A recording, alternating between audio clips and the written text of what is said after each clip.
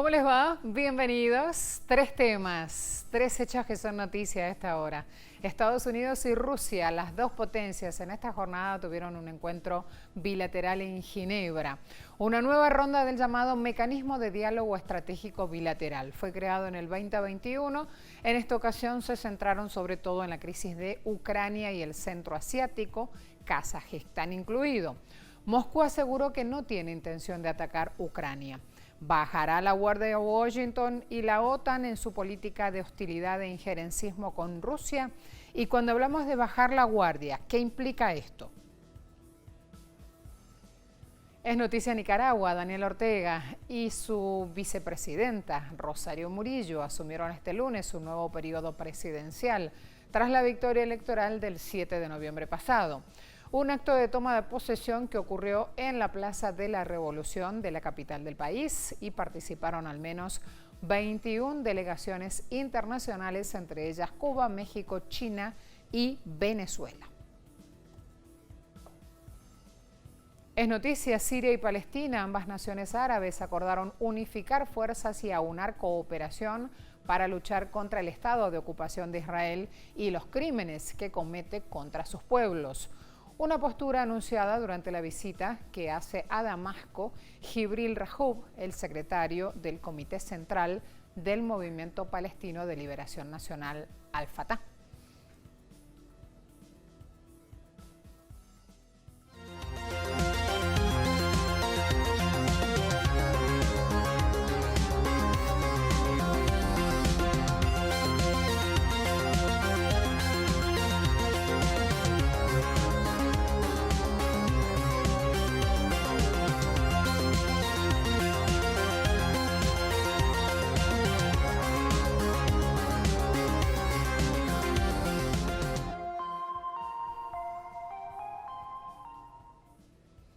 Es noticia, Estados Unidos y Rusia. Revisemos. En medio de las tensiones entre ambas potencias, este lunes se hacía en Ginebra una ronda del mecanismo de diálogo estratégico.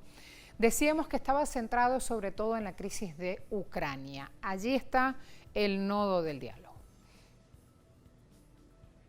Las delegaciones estuvieron encabezadas por la subsecretaria de Estado de Washington, Wendy Sherman, y por el viceministro de Asuntos Exteriores ruso, Sergei Ryabkov, quienes el domingo mantuvieron un primer encuentro en la ciudad suiza. Las tensiones en Ucrania fueron uno de los principales temas de la agenda, por lo cual la representación estadounidense aclaró con anterioridad que en el diálogo de Ginebra no discutirán asuntos de seguridad europea sin la presencia de los aliados y socios del continente, aunque Rusia adelantó que sí es su interés tal discusión. Rusia llegó a Ginebra con una propuesta de tratado de garantías de seguridad que incluyen compromisos mutuos de no emplazamiento de más misiles de corto y mediano alcance en suelo europeo y garantías de que la OTAN no se expandirá más al este. Hemos puesto un esfuerzo considerable en explicar a nuestros colegas estadounidenses por qué jugar con fuego no es la mejor opción para ellos y en aclarar por qué no se puede ignorar el cuestionamiento, absolutamente justificado por nuestra parte, sobre lo que ha sucedido en las últimas décadas en las relaciones con la OTAN. Necesitamos cambios radicales en la matriz de nuestras relaciones y en sus fundamentos. Paralelamente, la subsecretaria de Estado, Wendy Sherman, confirmó que las dos partes han llegado a una serie de ideas en las que los dos países podrían tomar medidas recíprocas, que serían de mutuo interés de seguridad y mejorarían la estabilidad estratégica de ambas naciones.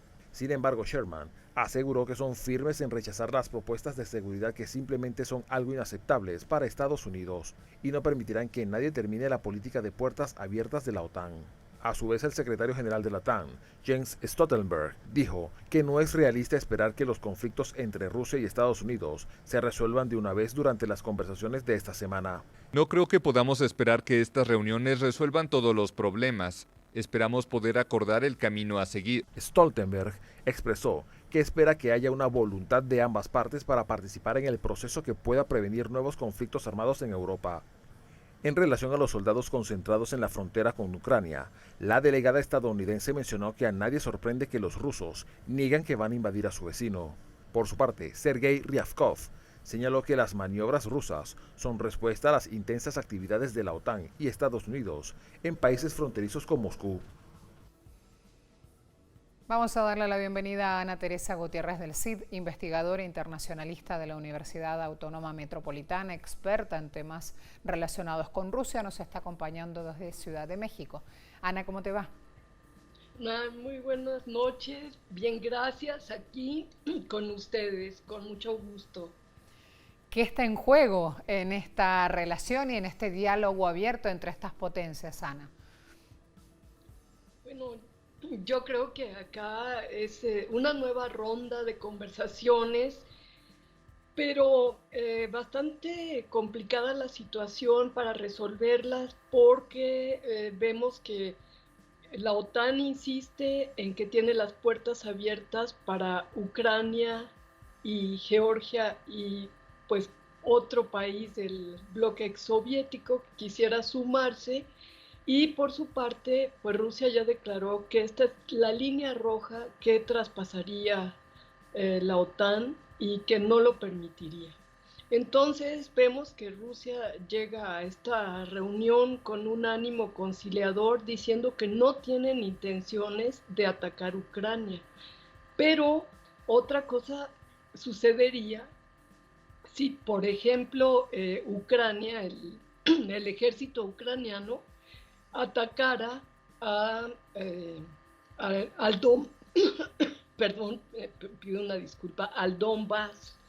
Entonces, tenemos que, pues realmente es muy frágil la situación y vemos que aquí lo que está en juego realmente es la cuestión energética. Nuevamente vemos el peligro de estos conflictos entre el abastecimiento de gas por parte de Rusia a Europa en el Nord Stream 2, que todavía no ha sido permitido por la Comisión Alemana, pero por otra parte tenemos también la intención de Estados Unidos de venderle gas a Europa, y bueno, sabemos que tiene una estación de gas en Polonia construida con este financiamiento estadounidense, porque Polonia es el enclave de Estados Unidos en Europa del Este.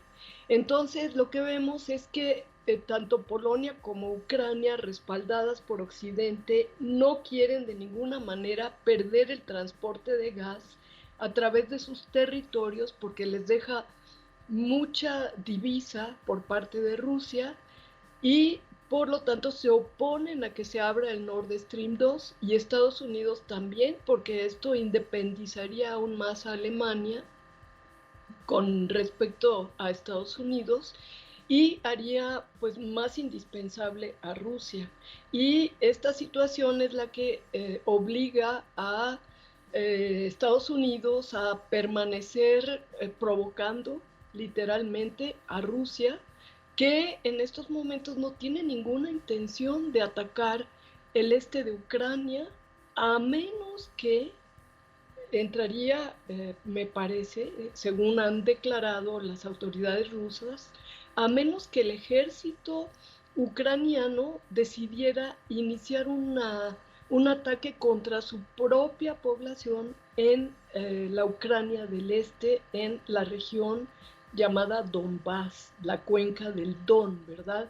Entonces, creo que esta es la situación. Ahora, me parece excesivo que Estados Unidos pida que quiten para las negociaciones, que exija a Rusia que quite sus tropas de la línea fronteriza, porque si están en su territorio. Entonces, aquí lo que vemos es la insistencia de Occidente de querer, pues, imponer a Rusia soluciones que no está dispuesta Rusia ni tiene por qué tomar. Esto es lo que se vería en un inicio de este conflicto. Ana, es interesante que los medios de comunicación de todo el mundo, refiriéndose al encuentro, citen que no hubo acuerdo, pero hay diálogo. Y con esto van contando el compás de espera diplomático trazado luego de este encuentro. Hay algo interesante que está ocurriendo y que me parece que tenemos que resaltar a esta hora también, porque está como un tema de fondo. 2 soldados ucranianos murieron este lunes tras una explosión en el este del país, lo anunció el ejército. Son los primeros militares muertos este año en la línea de frente con los separatistas prorrusos. Estamos hablando siempre de noticias que se van dando en una Rusia que está siendo muy clara con su postura. Nunca, pero nunca, insiste el viceministro, hablamos de una situación desesperada, pero no hay que subestimar los riesgos relacionados con el agravamiento de la evolución de la confrontación. Sabemos que empezar a desgranar todos estos conceptos diplomáticos nos van a dar una lectura mucho más preocupante, Ana. Claro, claro que sí. Y bueno, si son soldados del ejército ucraniano, pues van a poner, digo, qué lamentable, ¿no? La muerte de estas personas, pero pueden ser puestos como una forma de seguir atacando a Donbass, porque realmente, aunque no ha habido un ataque masivo, ha sido sistemático y ya llevan 15,000 rusos ucranianos, es decir, rusos étnicos de habla rusa, nacidos en Ucrania, que están en esta zona y que han sido pues vistos como ciudadanos de segunda por los ucranianos del oeste, los nacionalistas. Entonces, esto puede agravar aún más las condiciones que hay en este conflicto y esperemos que no sea así, porque efectivamente, pues un accidente, un acto mal pensado puede llevar a consecuencias mucho más drásticas. No aceptaremos que se nos imponga ninguna concesión, dice la voz rusa. Está totalmente descartado Ryabkov a medios locales. Y ahora entonces, ¿cómo se sigue? ¿Cómo se destraba en este conflicto cuando además están hablando del gas, que es tan importante para toda Europa? En esta mesa de diálogo están hablando sin actores europeos.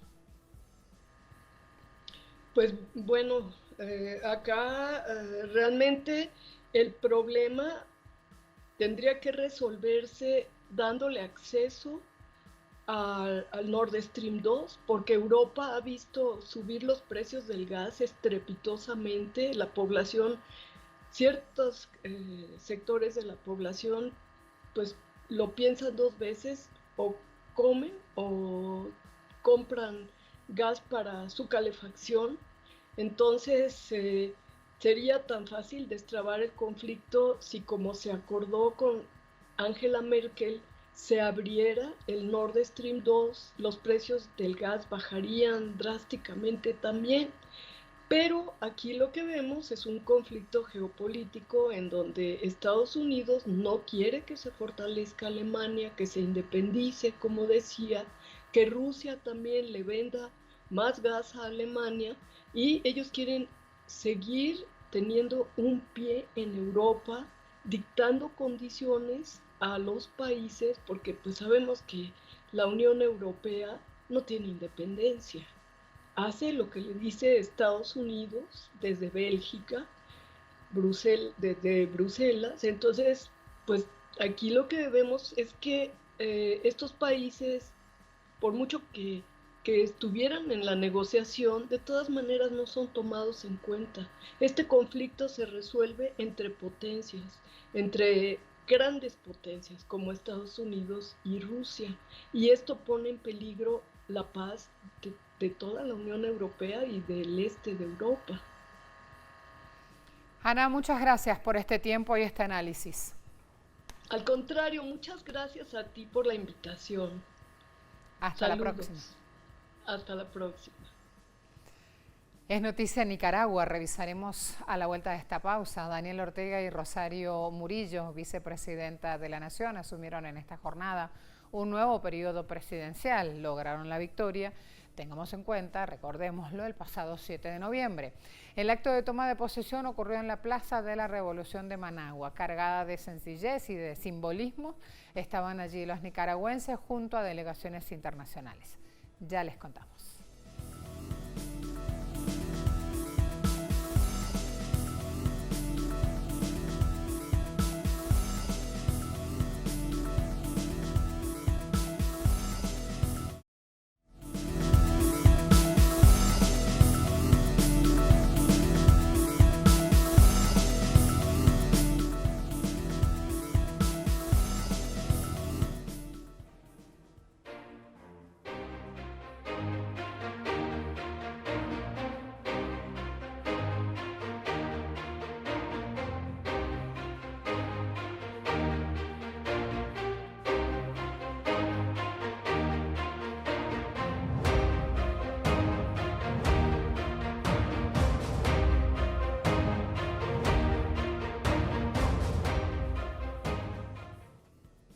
Es noticia en Nicaragua, asumió un nuevo periodo presidencial el comandante Daniel Ortega y su vicepresidenta Rosario Murillo. El sandinismo reafirma así su compromiso social y político en presencia de 21 delegaciones internacionales. Revisaremos ahora un balance de los últimos 10 años de su gestión.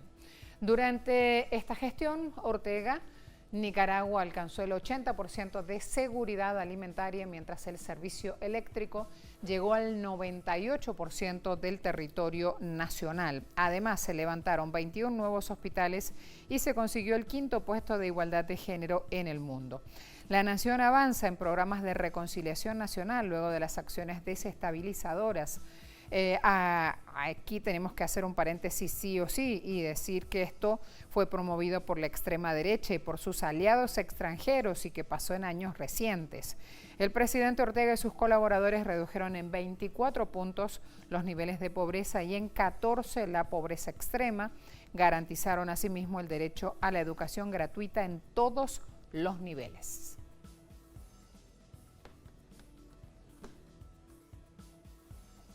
Nos espera en Nicaragua Bismarck Ciero, analista, sociólogo. Bismarck, bienvenido. Gracias, buenas noches. Buenas noches. Dígame. Aún con el eco de todo lo que ha ocurrido en esta larga jornada, ya vamos preparándonos a hacer cierre de jornada con este análisis.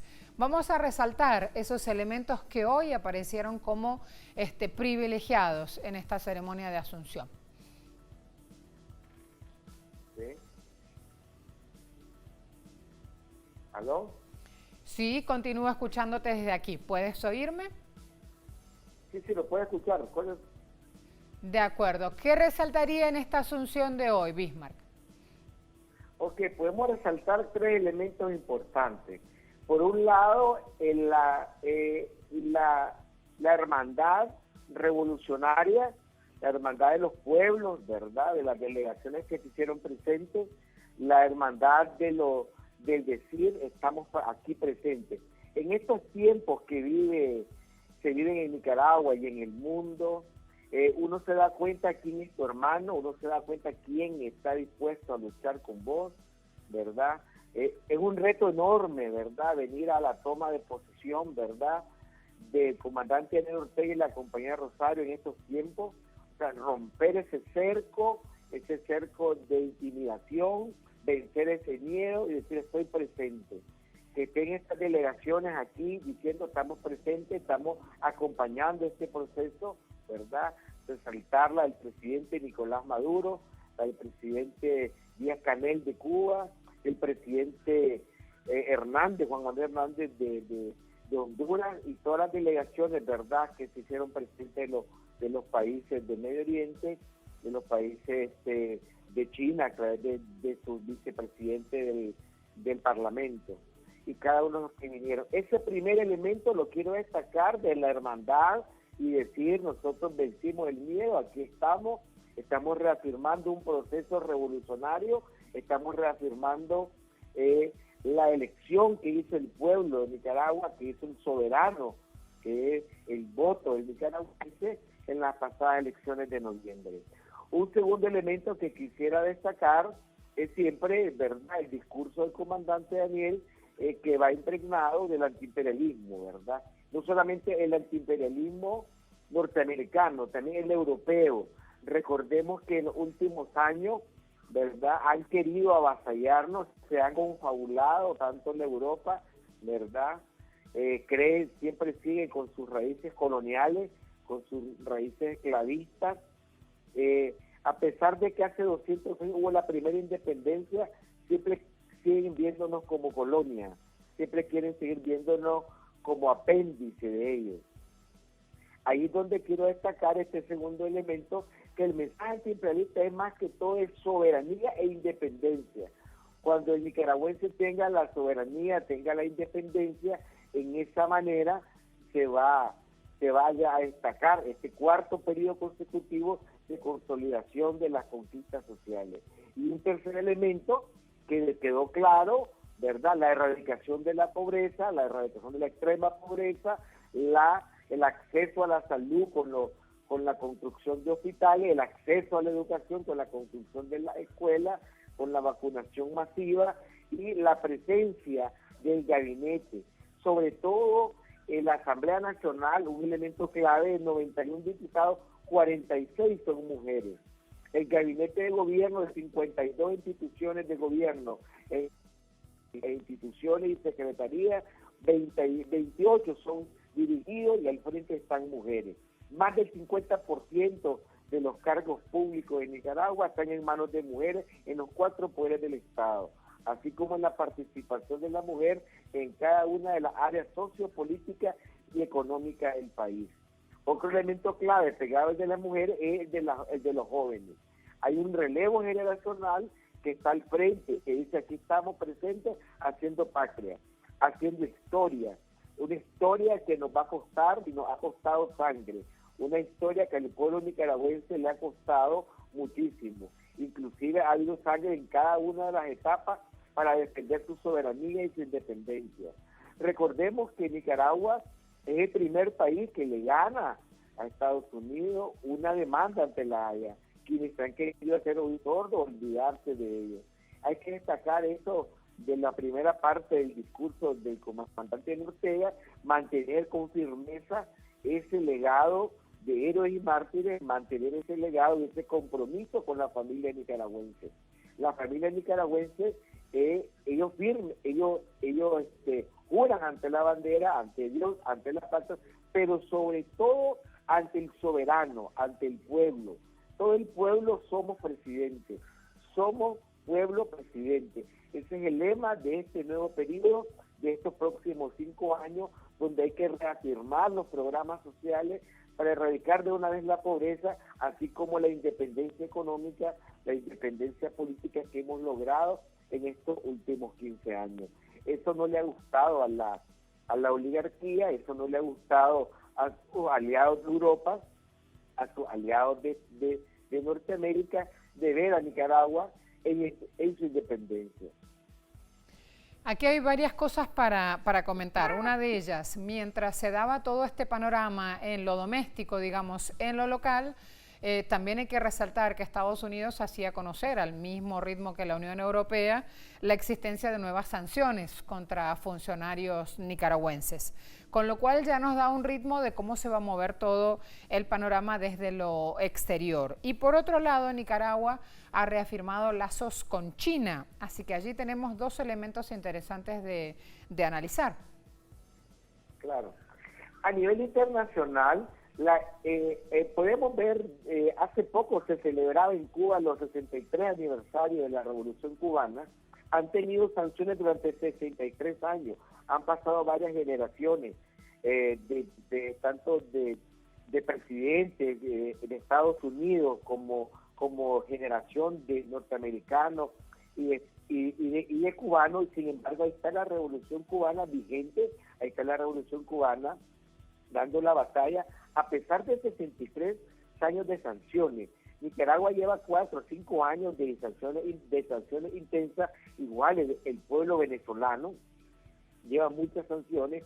Si ustedes pueden ver, yo veo que las sanciones es una manera de querer decir: te estás portando mal, te castigo, pero la relación de los lazos recientes con China Recuerden que Estados Unidos tiene una gran deuda con China. Recordamos que Estados Unidos tiene una gran deuda con China, así como tener el respaldo de China y Rusia, ¿verdad? Como dos de las tres potencias en el mundo, pues, va a haber una repercusión, es lógico, va a haber una repercusión por el bloqueo, pero va a haber una forma de enfrentarla un poco más confiable, sin miedo, porque tenés aliados que van a apoyarnos. El hecho que esté aquí el vicepresidente de Asuntos Económicos y el vicepresidente de la Asamblea del Parlamento chino te está dando un respaldo político a nivel internacional. Te está diciendo estamos con Nicaragua.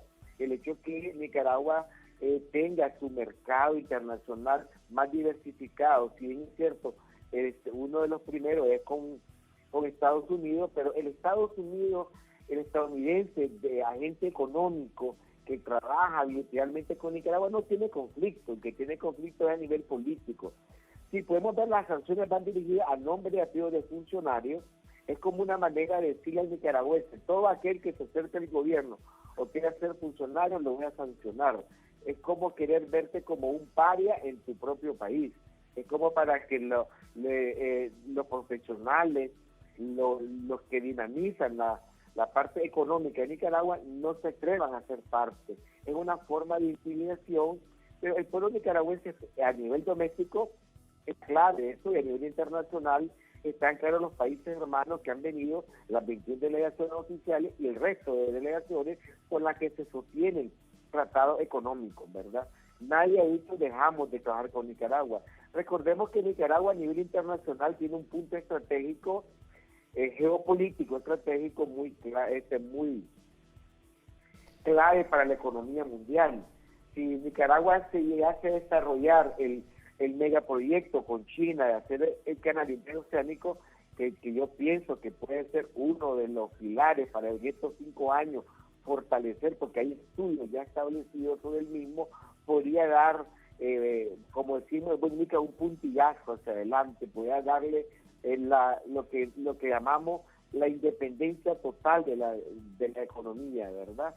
En el marco internacional vamos a tener algo estarán tramando ellos, no crean que no nos están viendo, algo estarán, este mismo programa lo deben de estar monitoreando y deben de estar viendo por dónde hacerlo. Eso de mandar 7, 8 sanciones a funcionarios en el día de la toma de posesión es simplemente un mensaje, es simplemente un mensaje de decir quiénes somos, qué hacemos, nos creemos el gendarme, el sheriff de América, y nosotros podemos decidir quién hace y quién no hace cualquier cosa. En el escenario internacional, yo espero que Nicaragua siga fortaleciendo sus lazos comerciales con los países que lo ha hecho a nivel de América Latina y con los países que se integran, nuevamente que se integran, ¿verdad? Entre ellos, su lazo con China, creo, continental, le va a permitir un mercado mucho mayor para un país de 6.3 millones de habitantes, para un mercado tan grande, y su producción pueda tener, digamos, nuevos mercados, y el productor pueda tener nuevos contactos para exportar su producción. Sin embargo, a nivel internacional sabemos que siempre el panorama va a ser igual, ya sabemos lo que va a pasar con los organismos internacionales, que es lo que ellos van a tratar con Nicaragua. Nosotros ya sabemos que ellos no tienen mayor fuerza más que decirte sanciono por esto y lo otro. Hasta cierto punto, pues muchas veces es dirigido a personas en específico que a lo mejor ni tienen intereses económicos en Estados Unidos, simplemente es una manera de mandar un mensaje, de decir nosotros hacemos lo que queremos y vamos a seguirlo haciendo.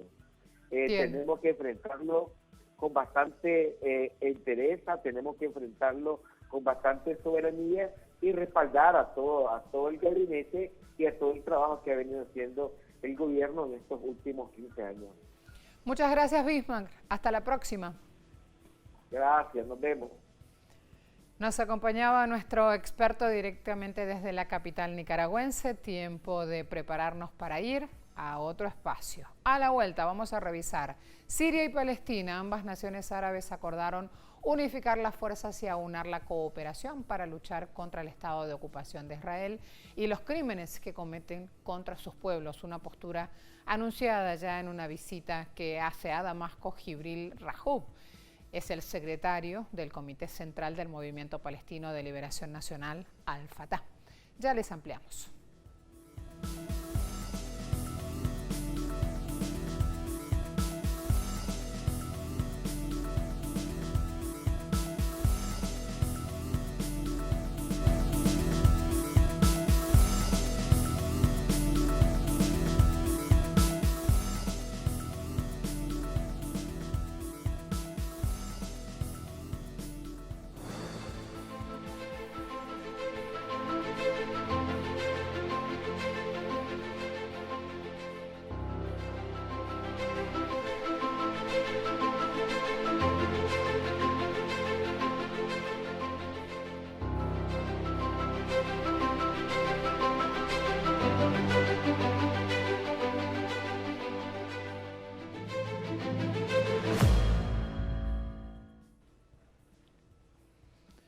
Vamos a ver la siguiente información entonces. Es noticia, Siria y Palestina acordaron unificar fuerzas y aunar la cooperación para luchar contra el ente de ocupación israelí y los crímenes que comete contra sus pueblos. El canciller de Siria, Faisal al-Mekdad, durante su recibimiento al titular palestino, además de calificar de crímenes de guerra y de lesa humanidad las prácticas del ente de ocupación israelí en los territorios árabes ocupados, ratificó el apoyo de Damasco a la lucha del pueblo palestino hasta recuperar sus derechos legítimos e inalienables, incluido el establecimiento de un Estado palestino independiente. Hemos abordado el desarrollo de los acontecimientos en Palestina y la causa palestina, así como las relaciones bilaterales entre ambos países, y estas cuestiones serán debatidas también en la pronta visita que pretende realizar el presidente Abu Mazen a Siria, y así seguir construyendo sobre la base de lo alcanzado en nuestros encuentros bilaterales, en particular esta última reunión. La postura de Siria fue elogiada por el secretario del Comité Central del Movimiento Palestino de Liberación Nacional, quien en una rueda de prensa en Damasco, además de instar al levantamiento de las sanciones coercitivas unilaterales impuestas al pueblo sirio, expresó el deseo de Al-Fatah de dialogar con todas las partes palestinas para alcanzar una posición sólida que defienda los derechos de los palestinos en el ámbito regional e internacional. Nosotros como palestinos debemos trabajar para unificar las fuerzas palestinas y el diálogo entre las mismas en beneficio del pueblo palestino y su lucha para recuperar sus derechos avalados por la legalidad internacional, encabezados por el derecho de retorno de los refugiados y el derecho a la resistencia y nuestro derecho de vivir en un Estado libre, independiente y soberano. Mientras el ente de ocupación israelí sigue con sus planes colonialistas tanto en Palestina como en el Golán sirio ocupado. Una campaña sin precedentes de confiscación de tierras, demolición de viviendas y construcción de nuevas colonias para provocar un cambio demográfico que consolide la ilegal presencia israelí en los territorios árabes ocupados. Una realidad que urge este encuentro sirio-palestino de alto nivel encaminado a coordinar los esfuerzos conjuntos de ambos países hermanos para poner fin a la ocupación sionista de sus tierras. Hisham Wanous, Telesur, Damasco, Siria. Pablo Jofre nos acompaña, periodista, escritor chileno, analista internacional. Pablo, bienvenido. Marcela, buenas noches. ¿Cómo te va? Buenas noches. ¿Cómo saludaste esta información? Unir fuerzas para enfrentar a quien está haciendo tanto daño a estos pueblos. Bueno, esa es una exigencia, ¿no? Se saluda positivamente porque una de las exigencias que deben tener los movimientos de resistencia, sobre todo en Asia Occidental, es la unidad. Uno de los grandes hechos dramáticos, diría yo, vergonzosos también ha sido la desunión entre las facciones, los movimientos y organizaciones palestinas. Recordemos esa guerra entre hermanos a partir de las elecciones de ese año 2006, que generaron una separación durante muchísimos años entre Fatah y Hamas. y eso es solo positivo para el sionismo, es solo positivo para el enemigo. La unidad es fundamental. En Siria la unidad entre el pueblo, el ejército, el gobierno ha sido fundamental en la lucha por su recuperación de la soberanía coaptada durante tantos años por los grupos terroristas. En el Líbano, la unidad de las fuerzas de la resistencia y grupos políticos es fundamental para tener un Líbano que sea lo más fuerte posible frente a las amenazas permanentes del sionismo contra el Líbano. Y lógicamente en Palestina, la unidad que tiene que haber entre los grupos y movimientos, entre Hamas, entre Fatah, entre la Yihad Islámica, el Frente de Resistencia, el Frente Popular de Liberación, debe ser el eje en el cual se construya el camino por la lucha por la autodeterminación palestina. Así que en ese plano, el que Fatah viaje a Siria, se entreviste con el ministro de Relaciones Exteriores, tenga respondencia en cuanto a los objetivos de lucha que son la liberación, la autodeterminación de Palestina y la liberación de los territorios ocupados en ambos países, ¿no? Recordemos que el sionismo ocupa los altos del Golán sirio y ocupa Cisjordania, bloquea Gaza, ocupa la Palestina histórica desde el año 1948. Así que estos eventos, estas reuniones, esta coordinación de objetivos es fundamental, Marcela. Yo creo que es importante ahora contarle al mundo, porque hay muchos que tienen recién una primera aproximación a esta noticia y con una campana contada por los medios hegemónicos completamente distinta, inversa, y hasta caduca ya sobre cómo se dan los hechos entre Israel, Palestina, Siria. Es importante contarles de qué se trata Al-Fatah, qué es Al-Fatah y por qué están hoy con esta decisión en esta rueda de relaciones internacionales abierta al mundo. Hablemos de eso, por favor, Pablo. Bueno, Fatah es un nombre, es un acrónimo del Movimiento de Liberación Nacional Palestina y al mismo tiempo es un acrónimo inverso que significa apertura, victoria, conducción. De ahí viene el nombre Fatah al-Sham, ¿no? La conquista de Occidente. Hay un simbolismo político y religioso en el nombre de Fatah.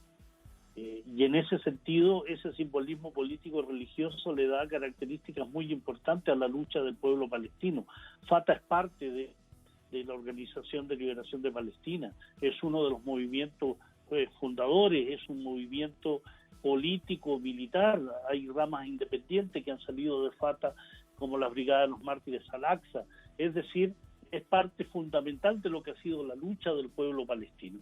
Y en ese plano, el que tenga estas giras internacionales, el que en este sentido Jibril Rayoub haya ido a Siria, pero también con anterioridad Fatah haya estado en Egipto, haya estado en Jordania, haya estado en otros países árabes, implica que hay una política de diplomacia importante a seguir. Mismo trabajo que realiza Hamas, mismo trabajo que realiza la Yihad Islámica. Es decir, el trabajo de Fatah no es lisa y llanamente un trabajo que deba mirarse independiente, es un trabajo que va en comunión con el pueblo palestino, con la unidad de las organizaciones palestinas.